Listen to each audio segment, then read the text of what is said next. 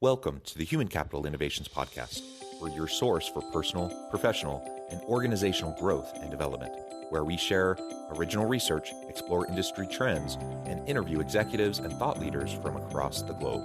We hope you join us often for practitioner-oriented content around all things related to leadership, HR, talent management, organizational development, and change management. Maximize your personal and organizational potential with Human Capital Innovations Podcast. Do you enjoy the Human Capital Innovations Podcast? Please subscribe, leave a review, comment, share, and consider supporting the podcast on Patreon, even at the producer and sponsorship levels.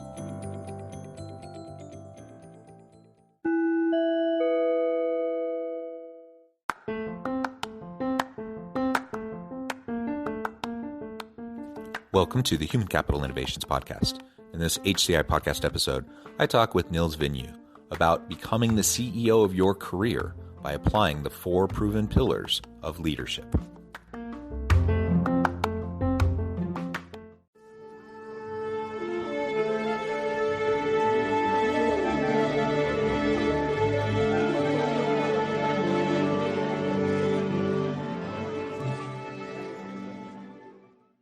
Nils Vinje, welcome to the Human Capital Innovations Podcast.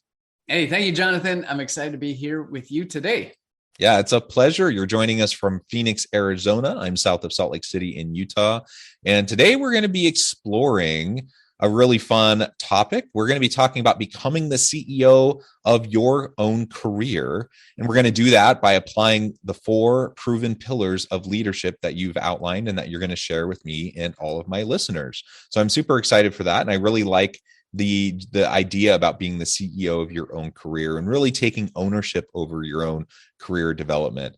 Now, it would be nice if every organization we worked for was really committed to, developing us and preparing us for those next stages in our career. And some organizations actually do that very well, but we can't count on that. And we have to take ownership over preparing ourselves for the future. And that will help us be better employees, better leaders, better managers now, and it will help us to be better in the future. So we're going to be exploring all of that together as we go throughout this conversation today.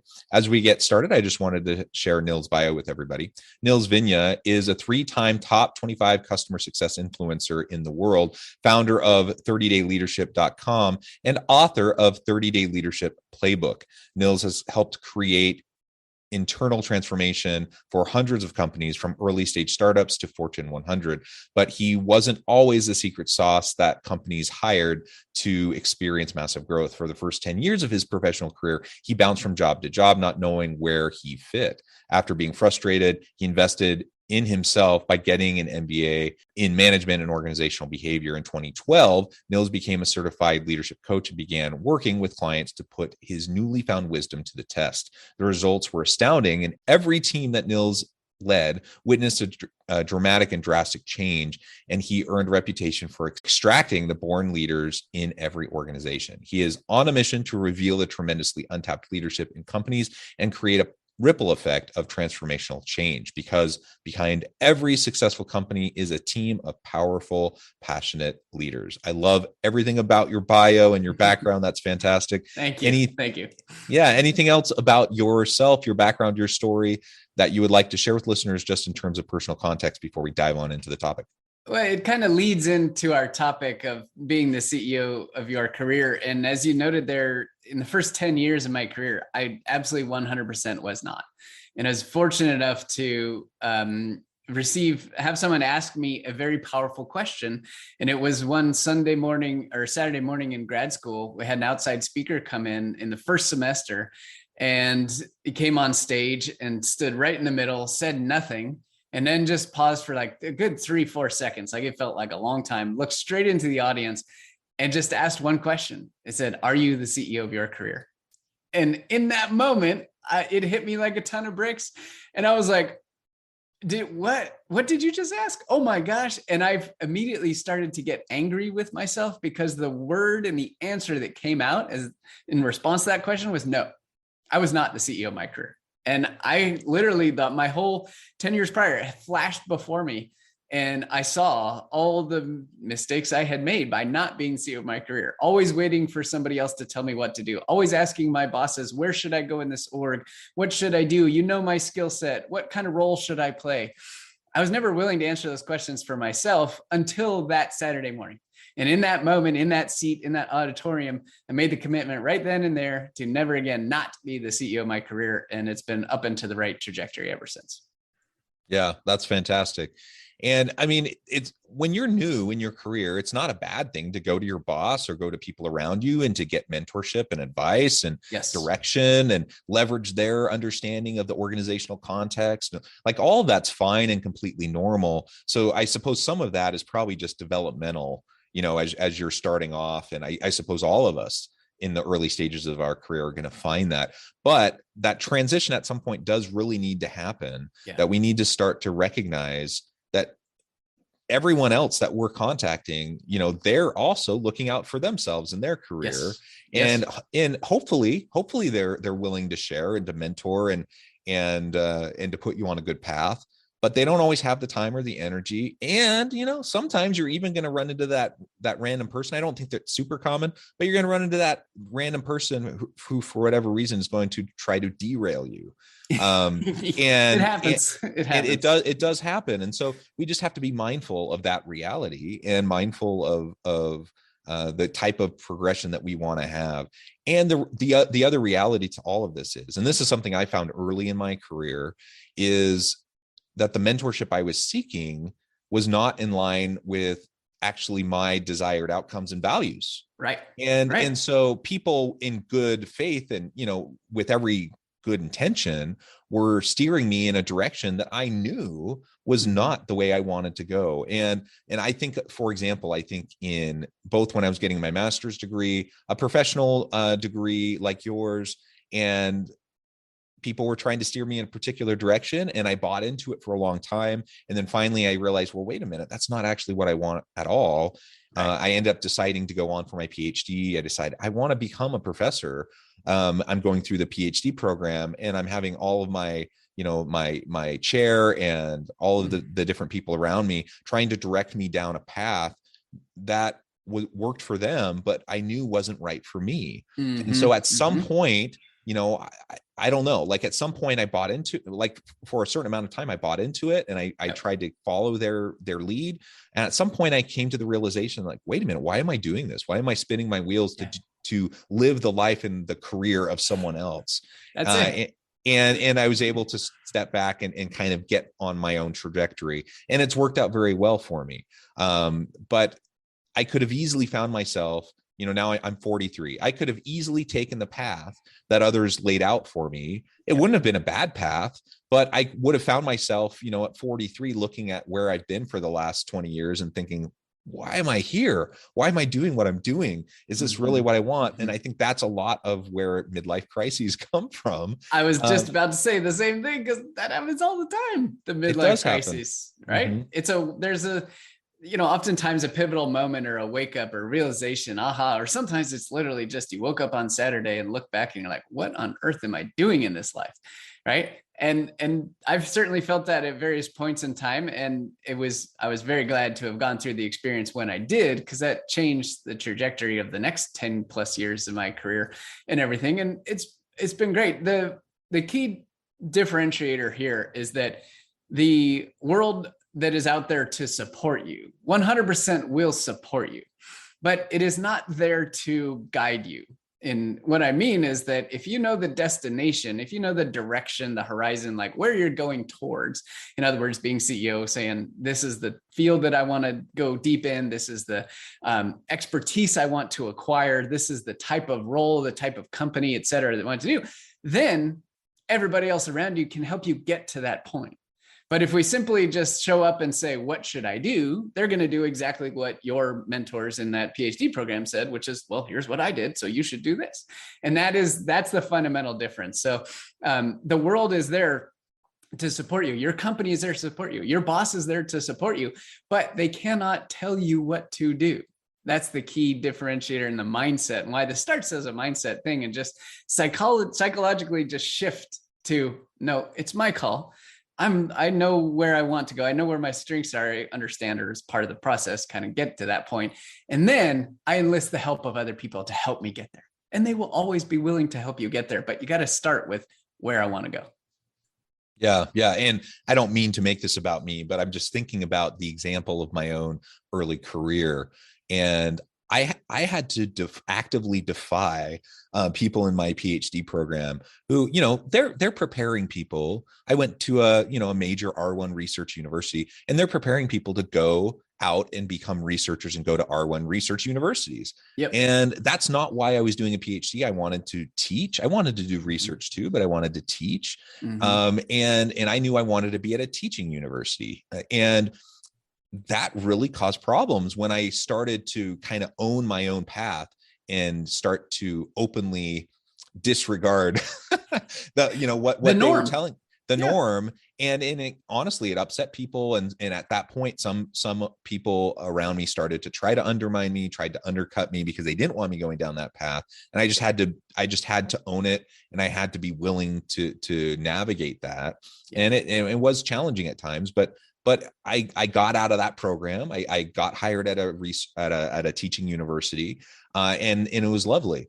And then I think about those early days in my time at the teaching university, and my department chairs there. And what are they doing? They have a role to help new faculty get acclimated, onboarded, and to start their early career path. And again, good meaning, well-meaning, good intentioned individuals who are trying to show me direction. But inevitably, what are they doing? They're trying to tell me what they did, the path that they took. And I knew that, in some cases I flat out completely disagreed with them anyways. But in other cases, I just knew what they did was what they're suggesting is fine, but not good for me. And so, taking that time to acknowledge that and having the courage, perhaps the audacity, as a young early career professional to say, no, I'm not doing that.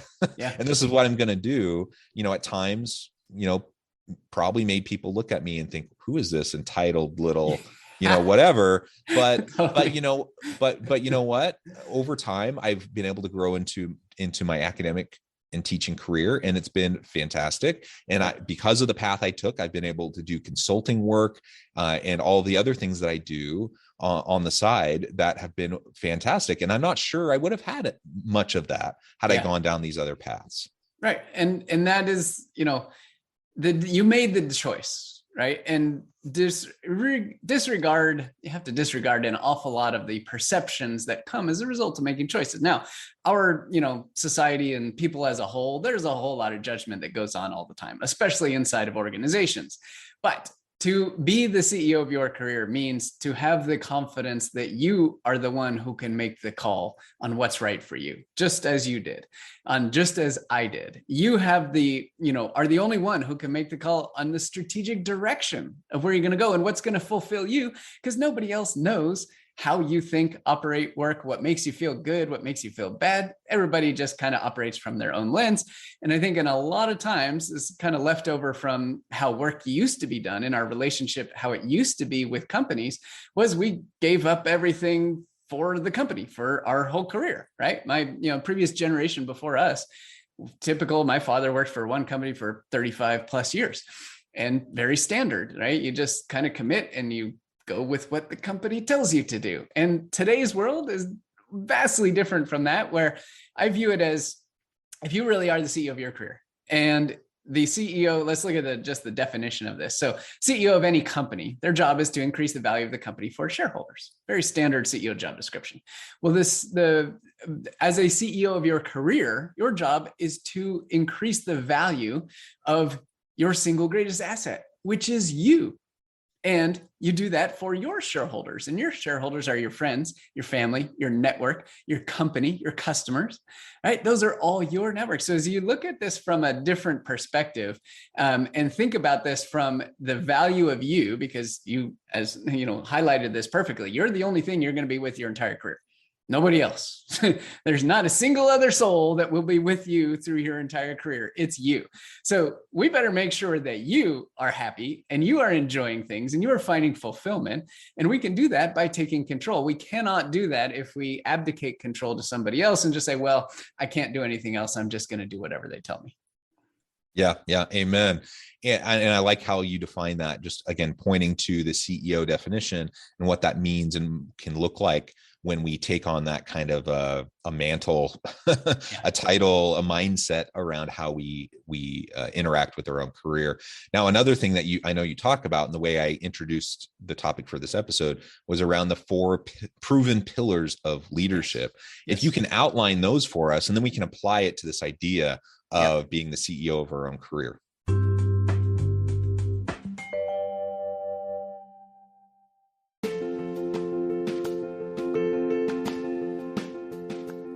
Check out my new book, The Future Leader, Creating and Transforming Next-Gen Organizations.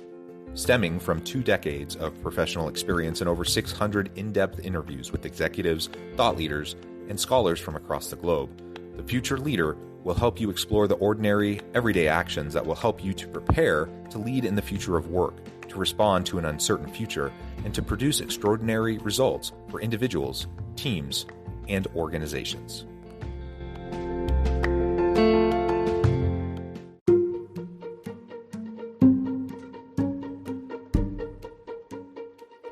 Welcome to the Human Capital Innovations Academy. Courses, micro-credentials, and certificates to upskill and reskill for the future of work.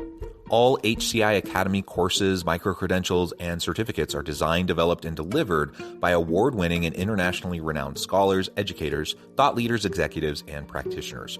Our courses, micro-credentials, and certificates will help you make your mark on the future of work and make an immediate impact in your organizations. Check out the HCI Academy and our many course offerings and certificates to upskill and reskill for the future of work.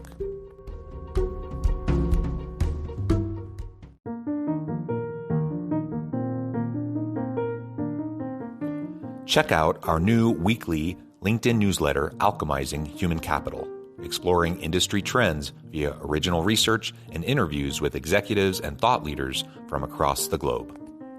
We look forward to having you join us.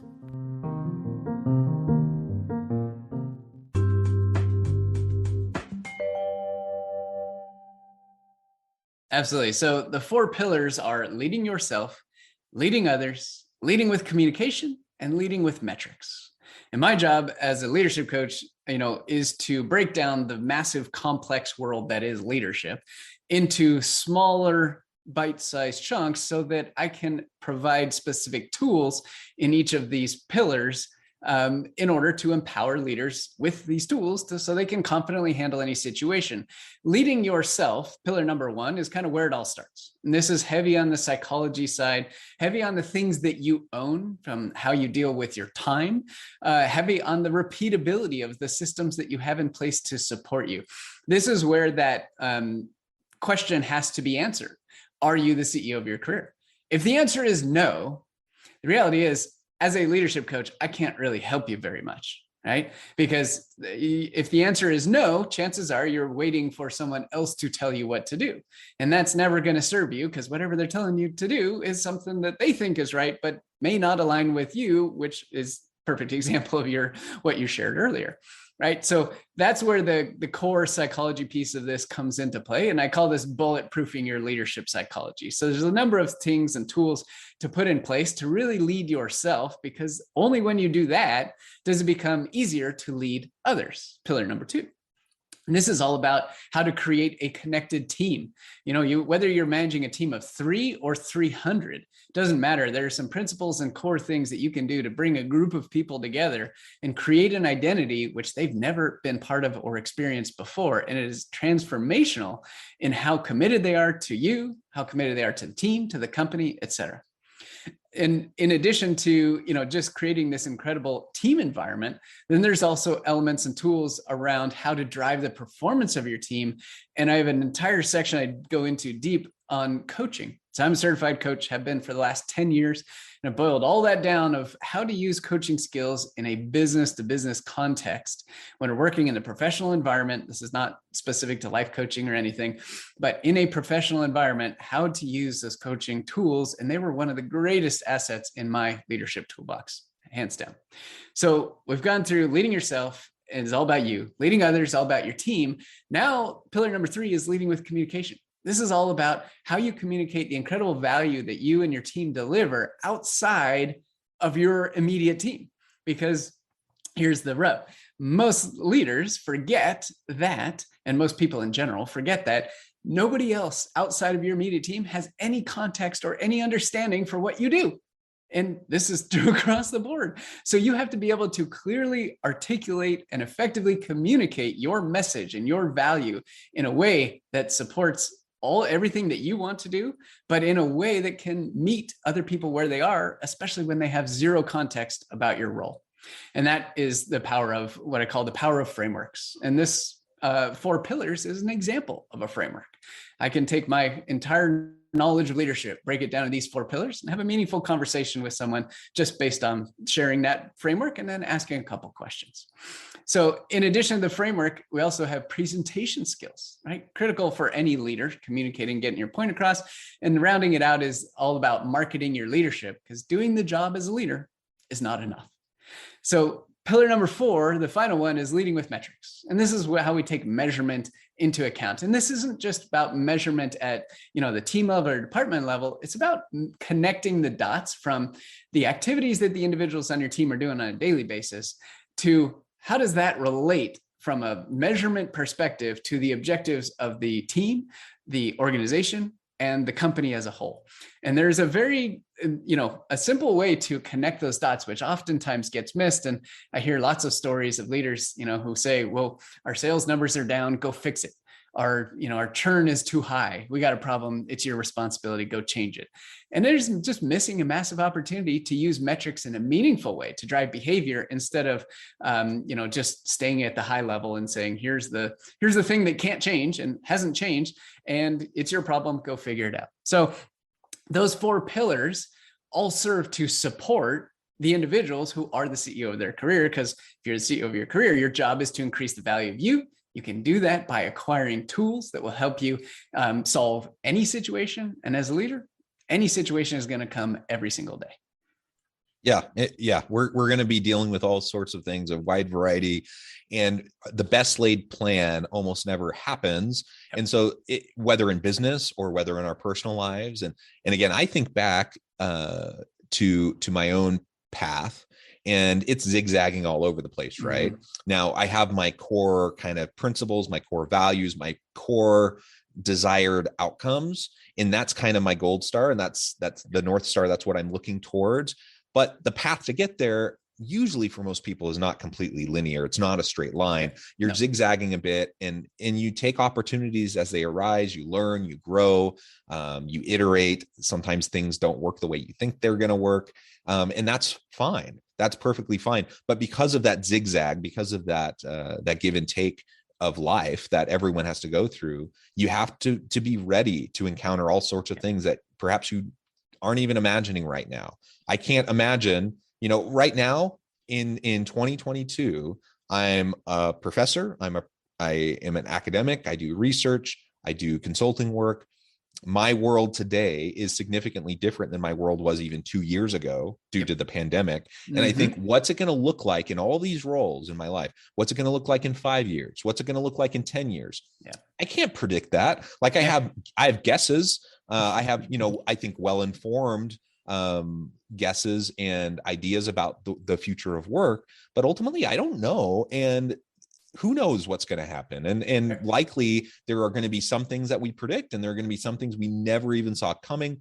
And that's just the reality. So we have to prepare ourselves and respond to the challenges as they come. And that's just the reality of it all. One of the things you said a minute ago that I really like, and I'd love for you to maybe go into a little bit more depth on, is the idea of bulletproofing your leadership. If you can speak to that a little bit more, because again, we're all going to have to encounter challenges and problems. Yes. And sometimes those are internal struggles and angst. Sometimes that's external coming at us. Regardless, though, we need to have the resilience and the ability to respond. So tell us a little bit more about that. Yeah. So in everything that I teach and have done as a leadership coach, there are always two parts. One is psychology and one is tactics. If you have the right psychology and you don't have the tactics, you're going to be excited, but you're not going to get very far. If you have the right tactics, but you don't have the right psychology, you're going to just change doesn't last, right? So you have to have the right psychology and the right tactics. And as I think about all of these tools, just like we were saying, like, how do I empower leaders with tools to confidently handle any situation? I know that I have to address both psychology level things and I have to address tactic level things and put the two together to make a long lasting change. So the bulletproofing your leadership psychology is all about exactly that. One of the most common leadership challenges from a psychology perspective is the feelings of imposter syndrome. Right. I'm sure you've felt it at various points in time. I have dealt with it many, many times throughout my career. And it has crept up in different ways and it will continue to do so. But I understand, I acknowledge it now. It used to be a crippling thing for a period of time, but I was able to find ways that helped me to stay focused on what I could control, which is what I am talented to do. And one of the key elements that I love to share, just because it's a wonderful assessment, it's my absolute favorite one, is the Strengths Finder assessment. And I call this process claiming your strengths. And what that means is that when individuals take the Strengths Finder assessments from the Gallup organization, this is not related to me at all. I just use the results of it. But when they take that and they look at their top 5 strengths, what the Strengths Finder assessment essentially does is boil down and give you language to describe what you are naturally talented to do. And everyone has a different set of dominant strengths, what they are naturally talented to do, how they see the world, how they think about problems. And the vast majority of communication issues in the world today come as a result of thinking about things from our perspective, not from someone else's. And so part of your bulletproofing your leadership psychology is becoming more confident about what it is that you are naturally talented to do. I can tell you with 100% confidence exactly what I am most talented to do. And my number one strength is called maximizer. What that means to me is that I can see strengths in other people oftentimes before they see it in themselves, and bringing awareness of strengths to others gives me tremendous satisfaction. So I've built my business over the last 7.5 years working on my own around that number one strength, because I know when I'm in that zone and I have an opportunity to be in that coaching capacity with either an individual or a group or a team or a company, that I'm world-class because that's what I'm built to do. And that was a big learning. And that was actually one of the single greatest things that helped me get over a huge bout I had of imposter syndrome when I was at a VP level inside of a fast-growing SaaS business. And it was claiming my strengths and accepting that there are things that I do not have strengths in, but I know I can find now people who have strengths in those areas, and I can complement my leadership with those. So those are just a couple pieces on the leadership psychology. There's a number of tools that come into play, but ultimately it comes down to taking the focus away from other people, which is where imposter syndrome and comparison feelings come from, and turning it inward and saying, okay, what is it that I'm naturally talented to do? And thankfully, there are wonderful tools like the Strengths Finder assessment that can help us do that really easily. Yeah, that's fantastic. I also enjoy Strengths Finders. I think that's a really great tool. And there are many others, as you have alluded to. And ultimately, it's quite a relief, isn't it, to come to the realization that we don't have to be good at everything. Oh yeah. That's the reason we have teams. We have right. teams with complementary skills and competencies and capabilities. And that is really a great relief. And that can help relieve the imposter syndrome. Yes. Lean into your strengths. Try to, if you have, I think Strengths Finders refers to it as derailers. If you have derailers, you need to work on those so that they don't short circuit your career, but you don't have to focus on things that aren't as strong. Yeah. Primarily focus on your strengths and you're going to be in great shape. So I think that's fantastic. That's what it's all about. When you can acknowledge where you do not have strengths and be open and honest about it with other people too, they respect it. right? And your team will respect it. As a leader, I told my team very plainly, I said, this is what I am most talented to do. And we went through the whole exercise that I do with my clients and whatnot when I was running teams and as an operator. And I share this with my clients as well. Like, be open about it. The more everybody knows about how everybody else works, the better we will work together. And the results that come from people who are doing work that is aligned with their strengths will be exponentially greater than what is normally done, which is typically, you have time, why don't you take on this project? Right. That's the killer. And if we align the work to the strengths, then we have an opportunity to change the game, drive engagement, have some more fun.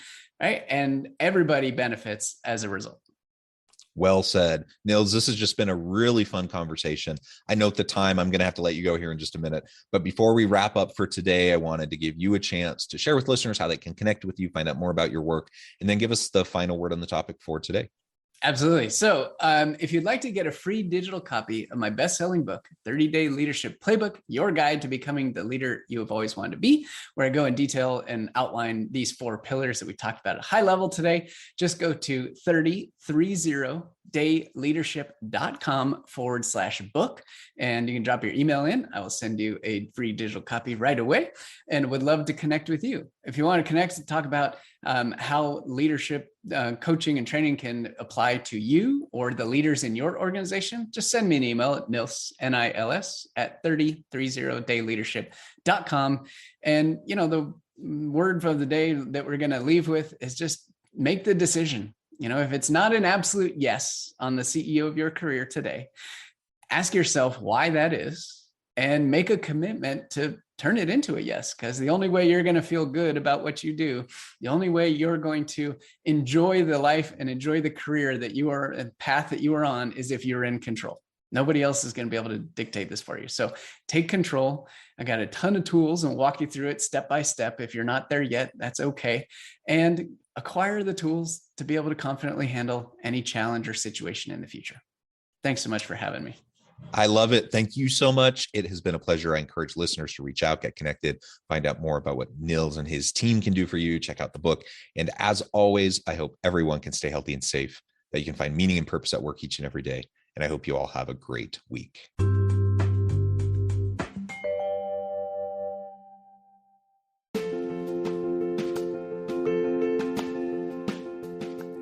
Bluer Than Indigo Leadership: The Journey of Becoming a Truly Remarkable Leader. Early in my adult life, I learned about an Asian proverb that translates as bluer than indigo. If you think about the color indigo, it is a brilliant, deep, and vibrant blue, what some would call the bluest of blues. To have something that is bluer than indigo is rare and truly remarkable. Contrary to popular myth, there is no one-size-fits-all or cookie-cutter approach to effective leadership. There is no silver bullet, no secret sauce, no go-to model that will solve all of your problems. The truth is, great leaders have all had their unique strengths and flaws, and have all had to discover and then pave their own distinctive path in their life's journey to fulfill their leadership potential. Bluer Than Indigo Leadership will help you discover your own path and explore those ordinary, everyday actions that will help you respond to an uncertain future and produce extraordinary results for individuals, teams, and organizations.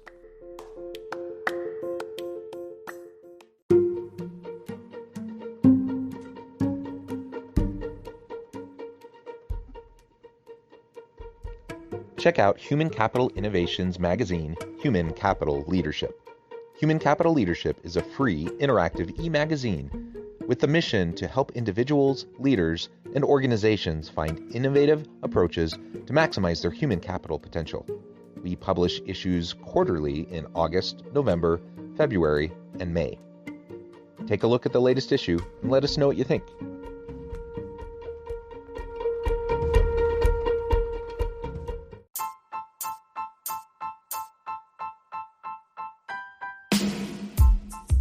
The Alchemy of Truly Remarkable Leadership: Ordinary, Everyday Actions that Produce Extraordinary Results. Consider how the nature of work has shifted over the past 50 years. With increased globalization, rapid technological advancement, and the shift in economic composition, the average job of today looks very different than the average job of 50 years ago. What will the jobs and organizations of tomorrow look like? Moreover, what does this all mean for organizational leaders? What are the core competencies and capabilities of organizations and their leadership that are prepared for continued disruption and geopolitical and socioeconomic shifts? Regardless of what the future holds, increasingly, leaders need to be socially minded, data-driven, decisive, champions of talent, and disruptors of the traditional notions of leadership, teams, organizations, and work. The alchemy of truly remarkable leadership will help you to explore your own leadership competencies and capabilities and consider ways to apply and implement them into your workplace and personal life.